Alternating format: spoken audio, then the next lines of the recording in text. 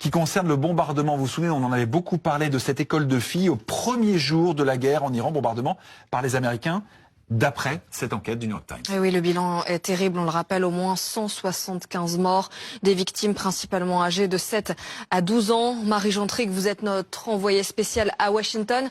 Les enquêteurs estiment donc qu'il s'agissait très probablement d'un missile américain.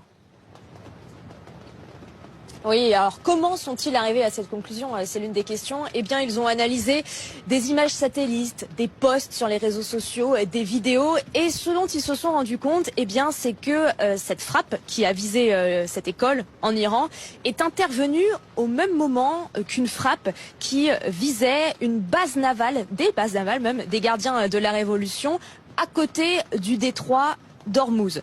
Donc tout flèche, disons, vers le fait que ce soit les États-Unis qui ont mené cette frappe.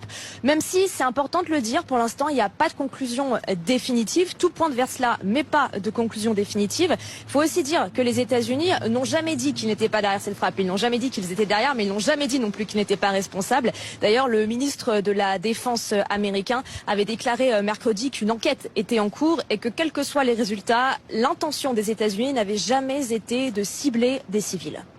Ce qui est quand même assez drôle, c'est qu'il faut toujours mettre de la nuance. Non, les Américains ont tué 170 gamins, c'est une vérité pure et dure. Et venez pas me faire croire que l'armée américaine ne sait pas viser. D'accord? Parce que quand il faut aller viser des QG iraniens, des bateaux, etc., bizarrement, là, ils savent viser. Mais là, genre, il y a un missile qui est parti dans une école où il y avait 170 gamins iraniens, et c'est pas grave. Et en plus, ils essaient d'accuser les Iraniens au passage.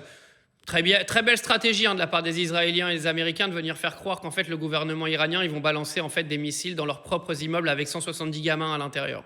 C'est bien, il y a des enquêtes qui commencent à être faites. Il faut savoir que Donald Trump n'a pas que des amis aux États-Unis. Il a énormément d'ennemis, énormément de détracteurs. Et la vérité, elle va sortir parce que la propagande occidentale de faire passer les Américains pour des héros, ça va pas durer longtemps. Les Américains ont démarré cette guerre avec des crimes de guerre, avec des assassinats d'enfants. Et croyez-moi, ça va se prouver et j'aurais pas fini d'en parler.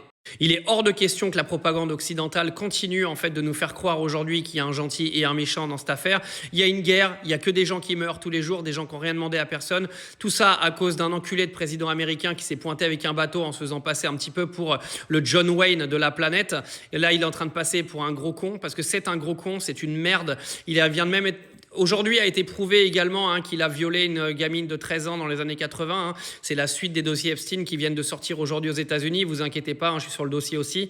J'attends que ça tombe et vous inquiétez pas que je vais en parler également. Donc n'hésitez pas à partager tout ça. Vous savez, la grosse erreur qu'a fait Donald Trump dans cette affaire, c'est que cet abruti de Donald Trump, avec sa stratégie à 2 balles, il va presque faire passer le régime iranien pour des gentils dans pas longtemps.